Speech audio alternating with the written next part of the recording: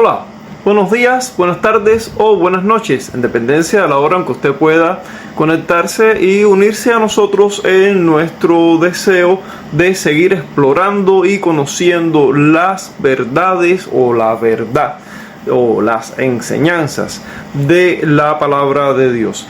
Para esta ocasión vamos a estar hablando acerca de un tema que llegó a mí por una situación, digamos, algo particular.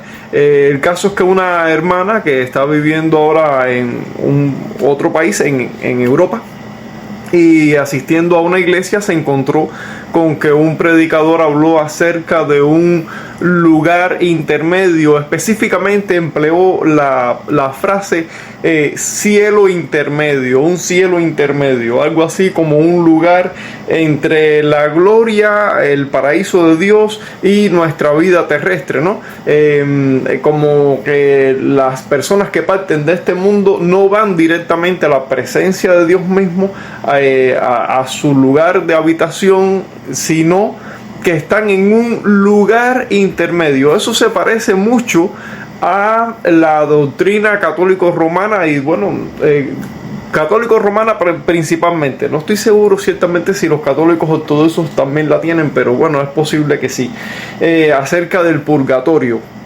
La cuestión es que los católicos creen, los católicos romanos específicamente, creen en este lugar intermedio donde las personas que no hayan sido excomulgadas propiamente por la iglesia, van allí para expiar, para terminar de expiar sus pecados hasta que puedan salir de ese lugar, y entonces ya pasarían a la presencia de Dios, a la gloria propiamente. Bueno, esa es la creencia de los católicos romanos, pero creemos que no existe tal cosa como un lugar intermedio, sino que los creyentes, los verdaderos creyentes, quiero decir los verdaderos cristianos, las personas que han sido redimidas, las personas que han sido regeneradas, que han nacido de nuevo, pues ciertamente estas personas cuando mueren parten a la presencia de Dios mismo, es decir, no van a un lugar intermedio. Ahora, de lo que sí podemos hablar es de un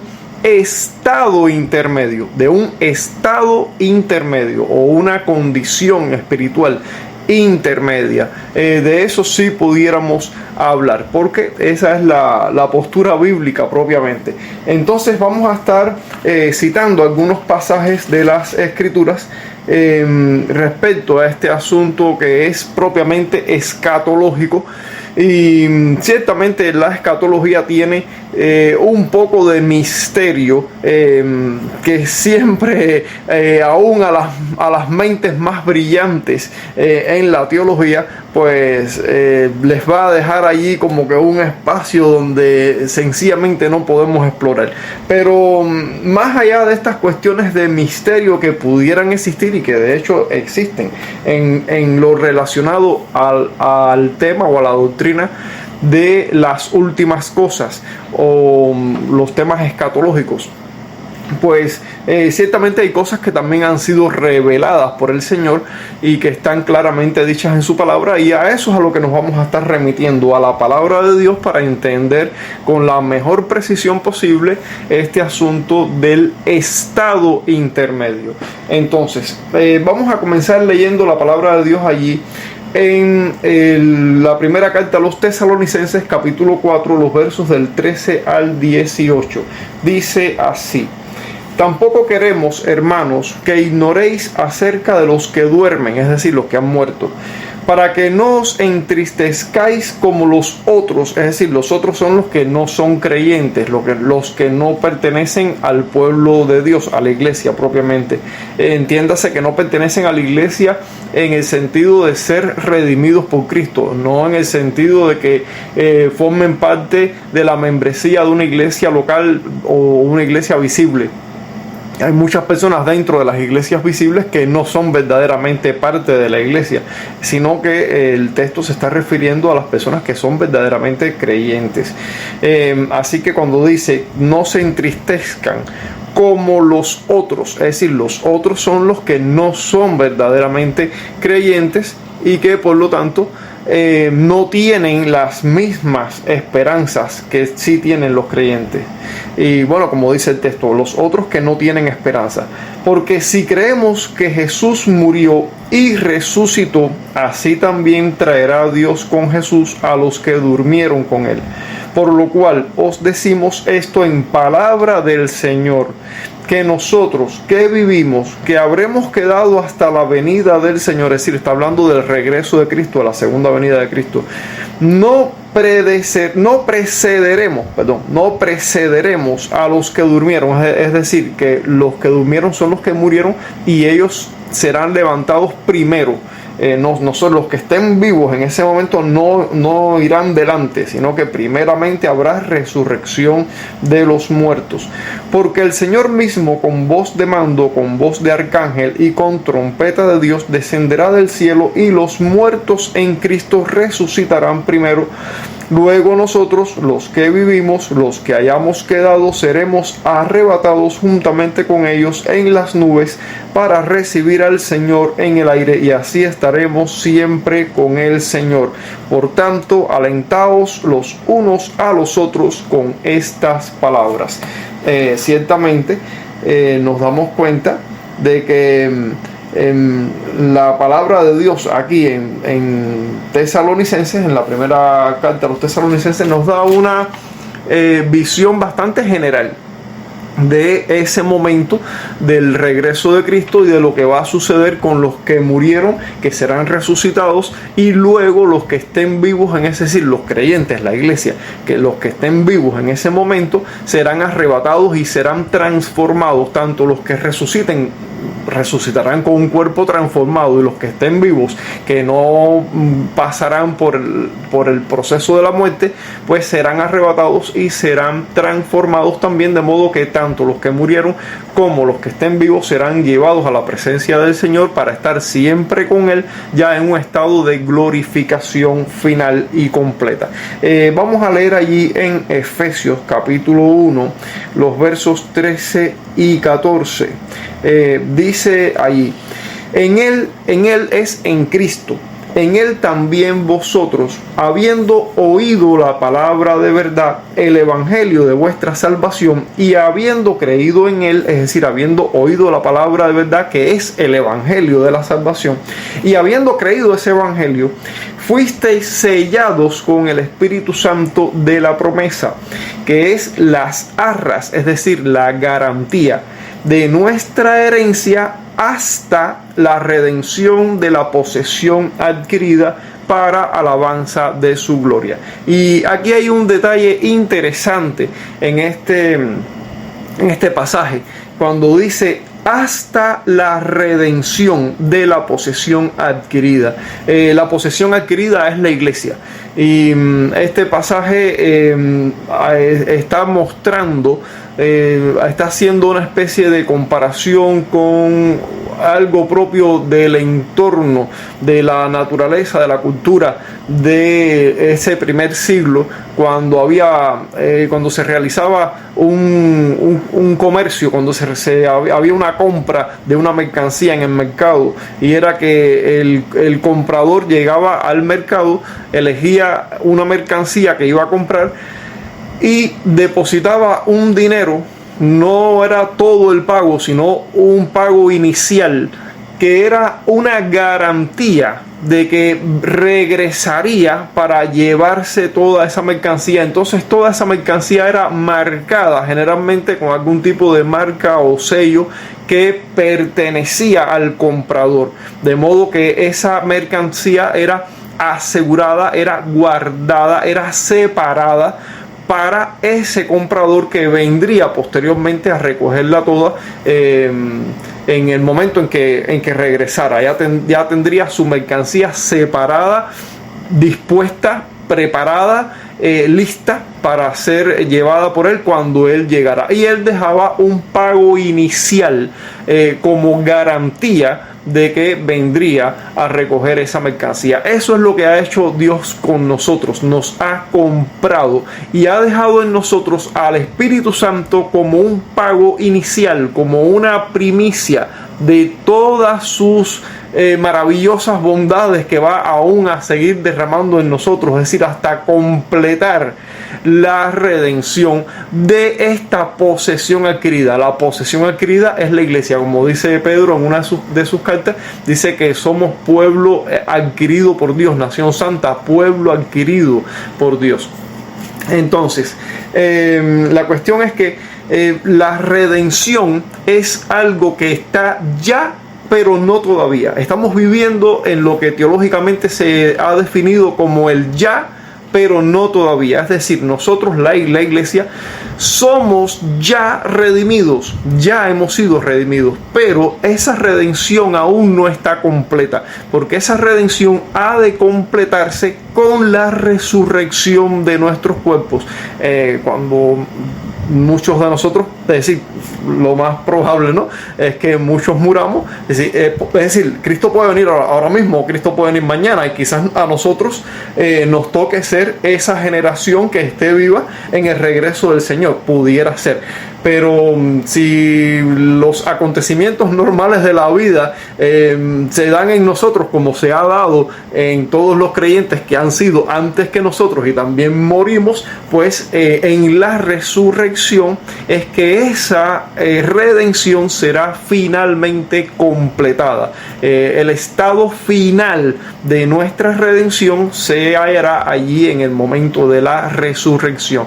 La cuestión es que entre que morimos y somos resucitados hay un estado intermedio, y llamamos así estado intermedio porque seguimos vivos espiritualmente en la presencia del Señor. Nuestros cuerpos mueren, nuestros cuerpos físicos mueren, se regresan al polvo como está establecido, vuelven al polvo nuevamente hasta el día de la resurrección. Pero como la resurrección es el estado final, entonces cuando esa resurrección sea ejecutada por el poder del Señor, pues entonces ya nosotros habremos llegado a ese estado final de la redención. Pero mientras tanto no hemos llegado a ese estado final, por lo tanto estamos en un estado intermedio, presentes al Señor en un sentido espiritual, vivos en la presencia del Señor, pero nuestros cuerpos aún esperando el momento de ser redimidos. Y eso es algo que va a suceder, pero cuando eso suceda es que será el momento del estado final y completo de nuestra redención. Por eso es que el texto en Efesios 1, 13 y 14 nos dice esa frase: hasta la redención de la posesión adquirida, específicamente en el verso 14, hasta la redención, como indicando que la redención que ya ha sido efectuada sí está presente en nosotros, sí es algo que ya tenemos, pero no es algo que ha sido completado aún. Nosotros estamos esperando que se complete esa redención. Por eso el texto habla en esos términos de ya, pero no todavía. Eso es como se define así teológicamente.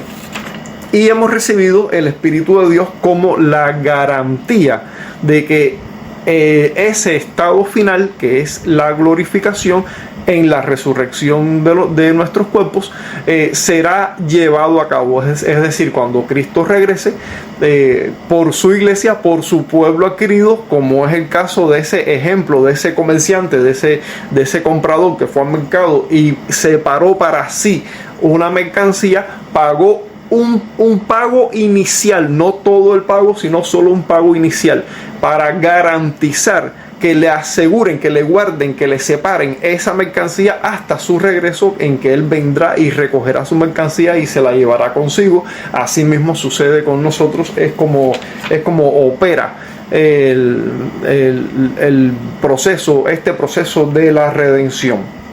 Tenemos otro pasaje que está allí en Romanos, un pasaje muy interesante, Romanos 8:23. Vamos a leerlo.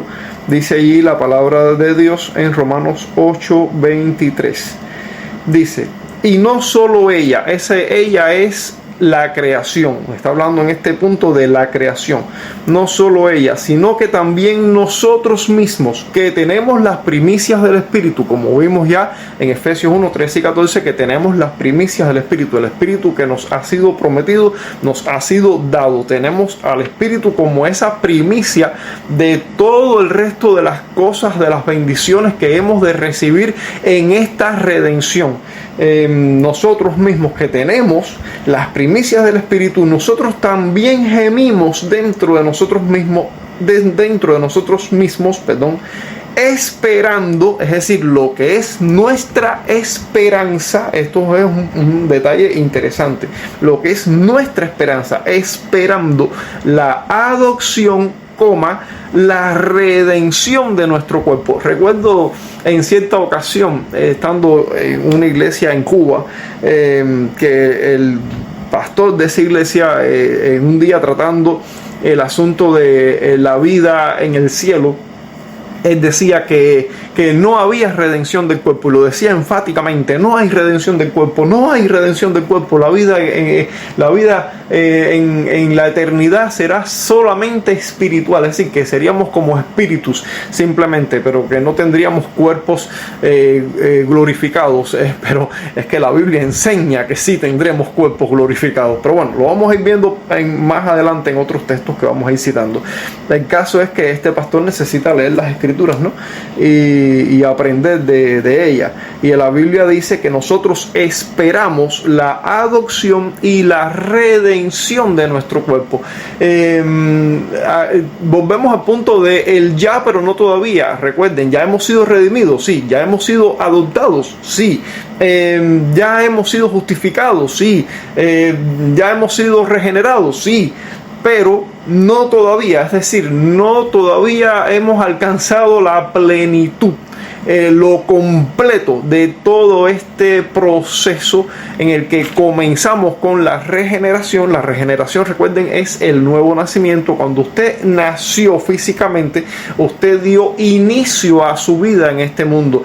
Cuando usted vino a este mundo, es decir, cuando usted apareció en este mundo, cuando usted nació de su madre que le dio a luz a usted, usted dio inicio a la vida en este mundo. Esa no era toda su vida, simplemente era el comienzo de su vida. Así es la regeneración, es la experiencia de la vida cristiana, donde estamos en el inicio de la vida cristiana, pero todavía necesitamos pasar por todo el proceso de esta redención, que implica una serie de detalles, entre los cuales podemos mencionar la justificación, la reconciliación con Dios, que son asuntos puntuales en cierta medida, en cierto aspecto, ¿no? En cierta medida, digámoslo así, hay un aspecto, digamos, puntual de estas cuestiones de la soteriología. Pero hay un aspecto que es progresivo, que es la santificación. En la santificación nosotros vamos cada vez siendo más semejantes a Cristo, y vamos siendo más despojados del yo. El yo nuestro, el hombre de pecado, nuestra naturaleza de pecado, tiene que ser allí crucificada, tiene que ser muerta, tenemos que ir despojándonos de esa naturaleza, de esos deseos de esa naturaleza pecaminosa, y ir revistándonos y llenándonos más de Cristo y menos de nosotros. Eso es santificación. Es un proceso que dura toda la vida y culminará en la resurrección, o en el día del regreso de Cristo, ¿no? Sea si es que estamos vivos en ese momento, entonces seremos transformados. En esa transformación, ya sea que la recibamos por resurrección o que la recibamos porque seamos transformados, revestidos, como dijera Pablo. Pablo en cierto momento dice que más bien quisiéramos ser revestidos y no desnudados, y se refiere a esa cuestión de la muerte. Dice, bueno, preferiríamos ser revestidos, es decir, preferiríamos no tener que morir y que Cristo venga pronto, y que los que estemos vivos pues seamos revestidos de la nueva naturaleza gloriosa. Pero bueno, le tocó morir, y quizás a muchos de nosotros también nos toque.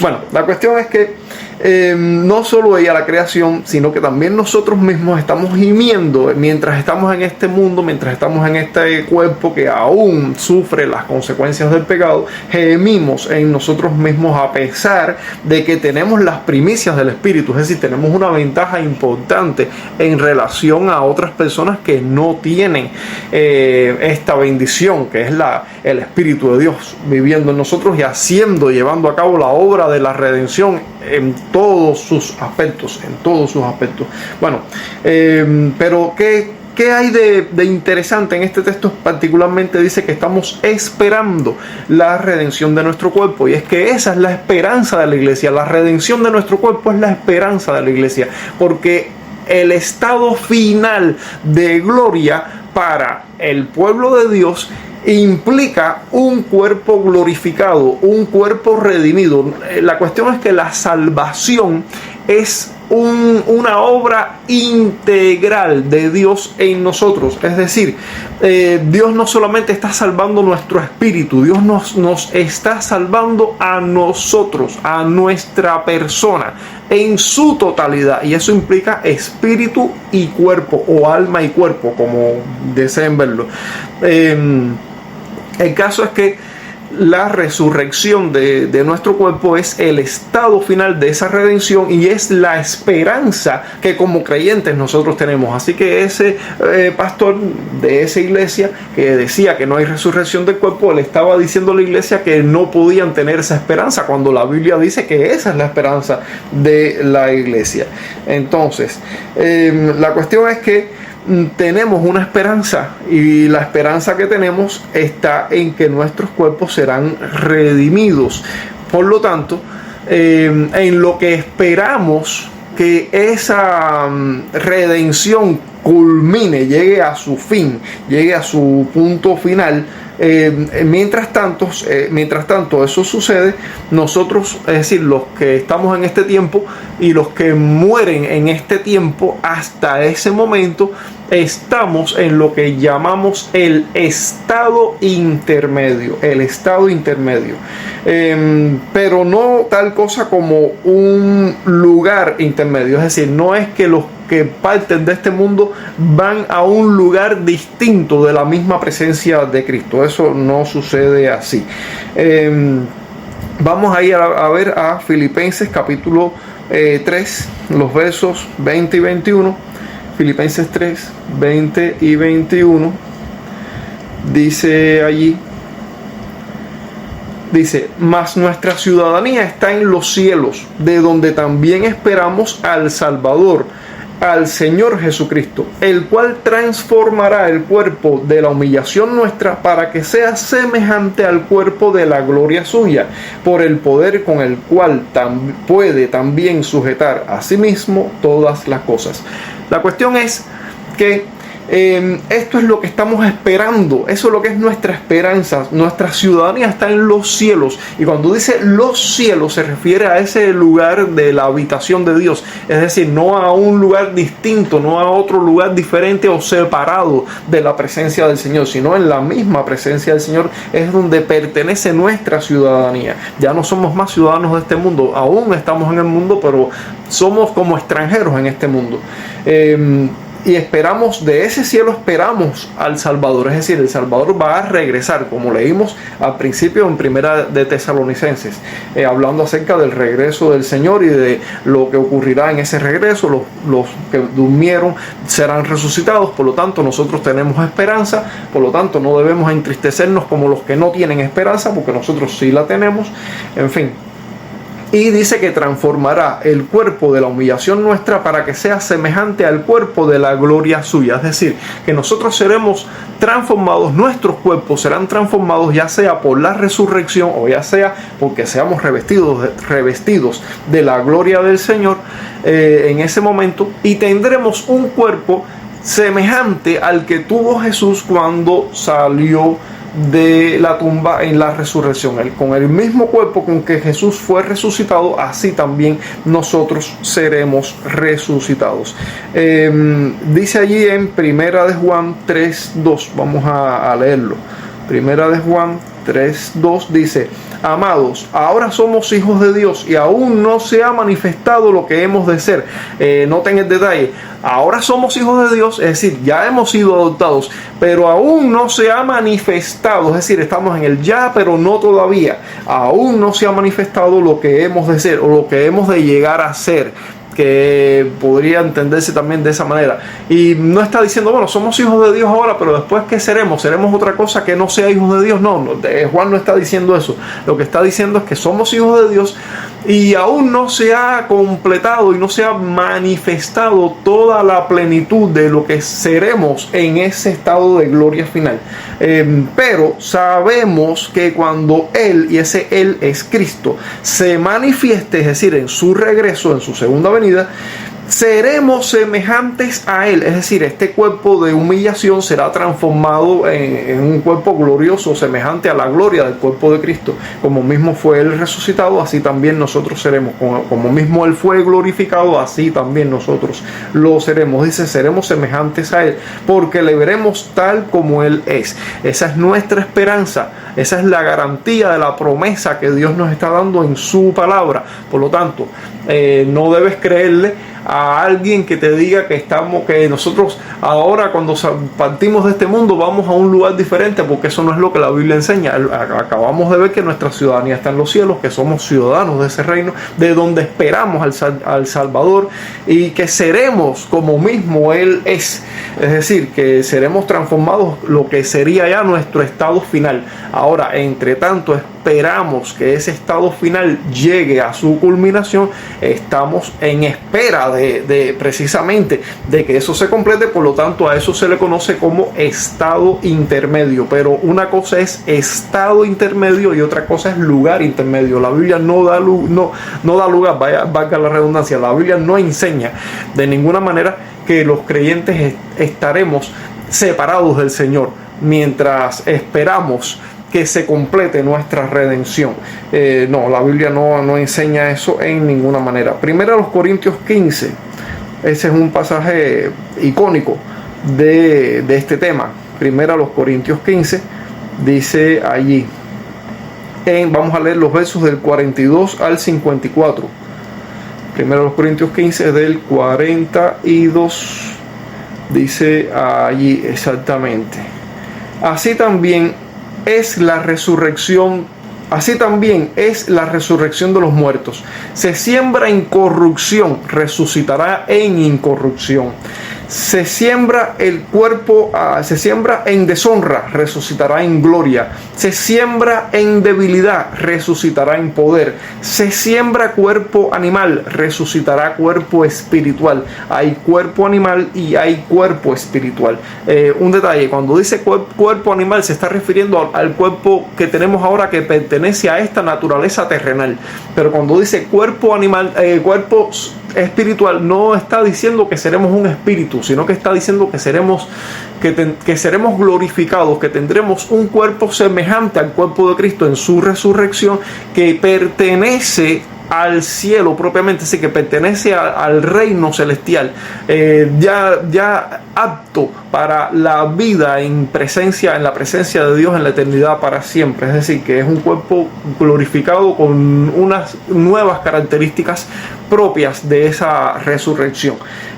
No podemos dar elementos, digamos, más precisos, porque la Biblia nos deja hasta ahí. No podemos ir más allá de lo que está escrito. Pero sí entiéndase que cuando dice cuerpo espiritual, está hablando de un cuerpo propiamente. Cuando Jesús resucitó y se presentó algunas de las veces durante esos 40 días, después de su resurrección, que se presentó a sus discípulos en varias ocasiones, en más de una ocasión, le dijo a sus discípulos que lo tocaran y que comprobaran que Él no era un espíritu, que Él tenía un cuerpo de carne y hueso. Lo que era un cuerpo glorificado, no era el cuerpo débil de nuestra naturaleza humana, sino que era un cuerpo humano también, pero un cuerpo glorificado, apto para la vida eterna. Esa era la diferencia propiamente. No estamos hablando de que nosotros tengamos, digamos, los poderes que Cristo tenía, que podía aparecer dentro del cuarto, de la habitación, que que ellos estaban allí encerrados y Cristo se apareció sin abrir las puertas. No, eso Cristo lo hizo porque Cristo, además de ser glorificado en la resurrección, es el Hijo de Dios y es Dios con nosotros. Es decir, hay una cuestión de diferencia en ese sentido. Cristo es Dios, y como Dios tenía poderes específicos que nosotros no tenemos y no tendremos, eso es importante aclarar. Algunos han pensado, en alguna ocasión yo escuché que cuando tengamos ese cuerpo glorificado, pues seremos como Cristo y que podremos hacer las mismas cosas que Cristo hizo, en el sentido de esos poderes extraordinarios. No, perdón. Hay una cuestión de diferencia ahí. Cristo pudo hacer ese tipo de cosas porque es Dios. No obstante, nosotros tendremos un cuerpo glorificado como mismo Cristo tiene un cuerpo glorificado. Cristo es nuestro representante humano delante de Dios el Padre, de modo que nosotros estaremos en la presencia de Dios en la eternidad para siempre, compartiendo la misma naturaleza de nuestro hermano mayor, que es Cristo, quien es nuestro Señor, pero también es nuestro hermano mayor. Entonces, eso es lo que significa este pasaje. Dice: se siembra cuerpo animal, se resucitará cuerpo espiritual. Así también está escrito: fue hecho el primer hombre Adán, alma viviente; el postrer Adán, que es Cristo, espíritu vivificante. Mas lo espiritual no es primero, sino lo animal. Es decir, primero nosotros estamos aquí en esta condición humana, de la naturaleza terrenal, luego lo espiritual, es decir, en la resurrección o en el regreso de Cristo, en nuestra transformación, según sea el caso, según como nos toque. El primer hombre es de la tierra terrenal, el segundo hombre, que es el Señor, es del cielo. ¿Cuál el terrenal? Tales también los terrenales. Y cuál el celestial, tales también los celestiales. Es lo que está diciendo.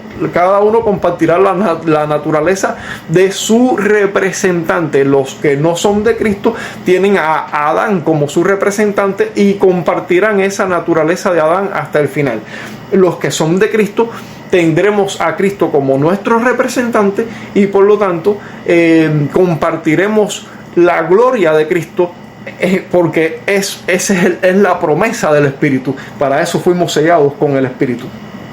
Tales tal el terrenal, tales los terrenales; tal el celestial, tales los celestiales. Es decir, los que somos, como dijera Pablo, ciudadanos del reino de los cielos, como leímos en Filipenses. Así como hemos traído la imagen del terrenal, traeremos también la imagen del celestial. Es decir, seremos como es Cristo, seremos semejantes a Él, como dijera Juan, que ya lo leímos. Pero esto digo, hermanos, que la carne y la sangre no pueden heredar el reino de Dios, ni la corrupción hereda la incorrupción.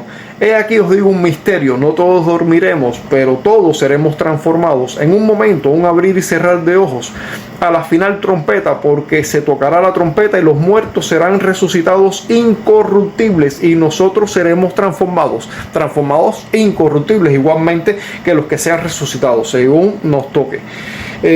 Porque es necesario que esto corruptible se vista de incorrupción y esto mortal se vista de inmortalidad. Es decir, el cuerpo que tenemos en este momento, que es corruptible y mortal, tiene que ser revestido de inmortalidad y de incorrupción. Esa es la gloria final, ese es el estado de gloria final.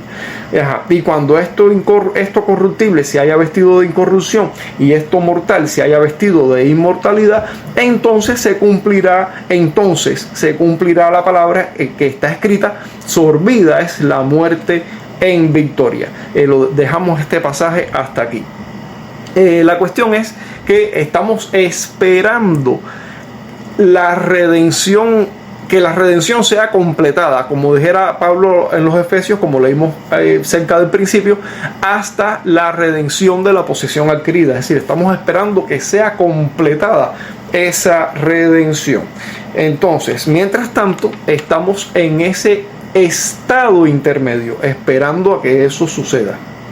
Pero no estaremos en un lugar distinto o separado de la presencia de Dios cuando partamos de este mundo. Vamos ahí a Filipenses capítulo 1. Filipenses capítulo 1. Ahí el verso 23. Dice la palabra de Dios. Dice allí: porque de ambas cosas estoy puesto en estrecho, teniendo deseo de partir y estar con Cristo, lo cual es muchísimo mejor. partir y estar con Cristo. Y dice 2 a los Corintios 5:8. 2 a los Corintios 5:8. 5:8. Aquí está, dice: pero confiamos y más quisiéramos estar ausentes del cuerpo y presentes al Señor. Más quisiéramos estar ausentes del cuerpo, es decir, la muerte física, y presentes al Señor. Y Pablo dice partir o morir y estar con Cristo, lo cual es muchísimo mejor. Entonces nos damos cuenta de que la Biblia enseña, y Pablo específicamente, las enseñanzas de Pablo, que cuando un creyente muere va directamente a la presencia de Cristo, es decir, no va a otro lugar diferente. No hay tal cosa como un cielo intermedio, como dijera ese predicador que escuchó nuestra hermana allá en España. Estaba en España o en Italia, no sabría decirle exactamente, pero bueno, el caso es que ella fue a una iglesia, escuchó a un predicador diciendo que las personas que mueren estarán en un cielo intermedio, en un lugar distinto, pero eso no es lo que enseña la Biblia de ninguna manera. Entonces Pablo asume que los creyentes al morir van a la presencia misma de Cristo y no hay tal cosa como un cielo intermedio. Vamos a ver por último el pasaje de Romanos capítulo 8, Romanos capítulo 8, los versos 29 y 30. Y dice allí la palabra de Dios, versos 29 y 30, dice: porque a los que antes conoció, también los predestinó para que fuesen hechos conformes a la imagen de su Hijo, para que Él sea el primogénito entre muchos hermanos. Y a los que predestinó, a estos también llamó, y a los que llamó, a estos también justificó, y a los que justificó, a estos también glorificó. Y este es un pasaje maravilloso. Este es un pasaje que ha sido descrito como la cadena de oro soteriológica. Soteriológica, sí, soteriología. Soteriología es la doctrina de la salvación. Soter, del griego soter, salvación, y logos, estudio o tratado, es decir, el estudio de la salvación. Eso es soteriología. Y este pasaje, Romanos 8, 29 y 30, expone una especie de cadena, de orden, de eventos soteriológicos, es decir, algo que sucede primero, que sucede segundo, que sucede tercero, y así sucesivamente desde el inicio de nuestra carrera en la salvación y hasta el final de esa carrera. Claro que nosotros somos incorporados a esa carrera por la obra de Dios. No es nuestra carrera en el sentido de algo que nosotros iniciamos por nosotros mismos. Eso no sucedió. Es la obra de Dios propiamente, la obra de Dios en nuestra salvación. Dice Romanos 8, 29, porque a los que antes conoció, y ese antes conoció lo puede comparar con Efesios capítulo 1 al principio, los primeros versículos, donde dice que somos elegidos y predestinados desde antes de la fundación del mundo para ser presentados delante de Dios sin mancha, sin nada que estorbe que podamos estar en la presencia de Dios. Dice que somos elegidos y predestinados desde antes de la creación del mundo. Así que cuando dice aquí en Romanos 8, 29, porque a los que antes conoció, debemos ubicar ese antes en antes de la creación. No sé, es decir, nosotros no fuimos elegidos en algún momento de nuestra vida, sino antes que el mundo fuese creado. Dios tenía ya presente a un grupo de personas que iba a crear para que formaran parte de su pueblo. Yo sé que esto puede ser, digamos, que un punto crítico para la mente habituada a la teología arminiana, y sin que sea mi interés para este audio, para este video, para este proyecto, para esta enseñanza, a hablar o debatir acerca de las diferencias doctrinales entre un tipo de denominación y otra, o entre un tipo de escuela teológica y otro tipo de escuela teológica. En fin, no me voy a meter, no me voy a introducir en el tema de las diferencias entre el arminianismo y la línea reformada. En fin, no vamos a hablar de eso porque eso nos ocuparía demasiado tiempo y no es el propósito de este marco, de esta enseñanza propiamente. Estamos aquí para hablar y entender un tema doctrinal que es el estado intermedio. Pero hay que entender algo propiamente, y es que la Biblia enseña la elección y la predestinación. Yo sé que a algunos no les gusta, especialmente a los que piensan conforme al arminianismo no les gusta el tema de la elección y la predestinación. Ellos no lo consideran como algo, incluso hasta lo ven como algo injusto, como si Dios fuera injusto en ese sentido, si tal cosa fuera cierta, pero Dios no es injusto de ninguna manera. Y eso es estamos diciendo, no es tema no es contenido para este tema. Y sin querer introducirnos en eso porque nos robaría demasiado, pero ciertamente tenemos que asumirlo porque la Biblia lo enseña literalmente. La Biblia lo enseña así: a los que antes conoció, y ese antes tiene que ser ubicado en antes de la creación del mundo, como lo enseña Pablo en los Efesios, al principio de la carta a los Efesios. Dice que los predestinó, a los que antes conoció, y ese antes es antes de la creación del mundo, los predestinó. Es decir, Dios estableció un destino previamente, porque es lo que significa predestinar, de antes, de antelación, y destinar indica la preparación de un destino. Dios preparó un destino previamente para estas personas a las cuales Él conoció. Y cuando decimos no, porque no lo decimos nosotros, cuando la Biblia dice, porque lo estamos leyendo lo que la Biblia dice, cuando dice a los que antes conoció, la palabra conoció ahí tiene el mismo sentido en el que encontramos cuando dice que Adán conoció a Eva. ¿En qué sentido Adán conoció a Eva? En el sentido de una unión conyugal, en ese sentido de unión íntima, en ese sentido de amor, de experimentar un amor que fue propio de ese matrimonio de ellos. Es decir, que Dios, cuando dice que nos conoció, dice que nos amó, en ese sentido de unirse, de preparar un destino en el cual nosotros estaríamos unidos a Él porque Él decidió amarnos. Está hablando en el sentido de que Dios eligió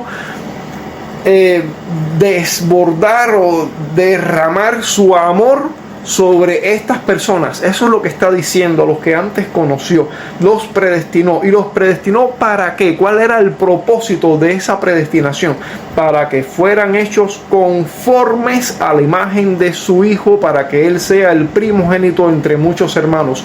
Y todo lo que vemos en el verso 29 es el inicio de la obra de la redención en la eternidad pasada, es decir, en la eternidad antes de la creación del mundo. Ese fue el plan que Dios elaboró propiamente antes de ejecutarlo. Es decir, que todo el verso 29 está hablando de todo lo que es el plan de Dios para nuestra redención desde la eternidad pasada. Cuando hablamos de eternidad pasada, entiéndase que nos estamos ubicando en una línea de tiempo en el cual vemos a Dios en un principio, antes de la creación del mundo, llevando a cabo, ejecutando este plan, este deseo de su propia voluntad para la creación que iba a llevar a cabo un poquito más adelante, ¿no? Posteriormente iba a llevar a cabo una creación, y dentro de esa creación iba a elaborar un plan, iba a ejecutar un plan de redención de unas personas, de un grupo de personas a las cuales Él decidió amarlas. Bien, eso es lo que nos está diciendo básicamente ese verso 29. Ahora, verso 30 es la aplicación de ese plan ideado en la mente de Dios en la eternidad pasada, ya en nuestra historia propiamente, en nuestra historia personal. Dice el verso 30: y a los que predestinó, a los que Él desde antes había predestinado y conocido en su mente, desde la eternidad pasada, a esas personas, llegado el momento, también llamó, dice el verso 30, también llamó. Es decir, está hablando ya de cuando Dios hace ese llamamiento especial, particular a la vida de ese elegido, de ese escogido, de ese predestinado, para que esa persona entre en el plan que Él previamente había preparado para esa vida. Así que los llamó, y a los que llamó también los justificó, y a los que justificó también los glorificó. Hay una serie de detalles que no aparecen explícitamente en este texto, como serían, por ejemplo, la adopción o la justificación. No se mencionan explícitamente, pero no es necesario que se mencionen, porque nos dice que el propósito de esa predestinación era que estas personas fueran hechas conforme a la imagen de su Hijo Jesucristo, para que este Jesucristo fuera el primogénito entre muchos hermanos. Así que si Jesús iba a ser el primogénito entre muchos hermanos, eso da la implicación directa de que estas personas tenían que ser adoptadas, hijos de Dios. Por lo tanto, aunque no está explícitamente dicho, está implícitamente abordado o abarcado en ese pasaje. Y el tema de la santificación, o el aspecto de la santificación como parte del proceso de redención, que no está explícitamente dicho en este texto, pero igualmente no necesita estar explícitamente dicho, porque está implícitamente recogido cuando dice que esas personas tienen que llegar a ser hechas conforme a la imagen de Jesucristo. ¿Y qué significa ser hechos conforme a la imagen de Jesucristo? Pues tiene que cumplirse lo que Pablo dice en Gálatas 2:20, cuando dice: ya no vivo yo, mas vive Cristo en mí, y lo que ahora vivo en la carne lo vivo en la fe del Hijo de Dios, el cual me amó y se entregó a sí mismo por mí. Es decir, ya no vivo yo, ya Pablo no vive, ahora el que vive es Cristo en mí. Es como si ya Pablo dejó de ser y es Cristo viviendo su vida en este cuerpo. Es como que, digámoslo de una manera, es como si hubiera habido una evolución espiritual. Claro, disculpen, claro, tal cosa como una evolución, no es la palabra que usaríamos comúnmente, ¿no? Pero es una palabra ilustrativa, solo como un ejemplo. Está hablando de que el yo nuestro es cada vez más eliminado hasta que Cristo es completamente formado en nosotros, como dice Pablo a los Gálatas. Dice que Pablo seguía sufriendo dolores por causa de los Gálatas. Dice: hasta que Cristo sea formado en ustedes. Y es lo que se refiere a la santificación. ¿Qué significa ser santo? ¿O qué significa ser santificado? ¿O qué significa crecer en santidad? Significa ser cada vez menos de mí y cada vez más Cristo en mí. Eso es lo que significa ser santificado, ser hechos conforme. La palabra conforme significa adoptar la misma forma. Es como cuando se vierte algo, una sustancia en un molde, y esa sustancia luego se solidifica dentro del molde, y cuando se separa esa sustancia del molde, esa sustancia ha adquirido la misma forma del molde. Puede ser, digamos, un metal que se vertió en estado líquido dentro de un molde, se solidificó, y cuando se separa del molde, el metal, que era un chorro líquido, cuando se introdujo dentro del molde, al solidificarse, adquirió la misma forma del molde.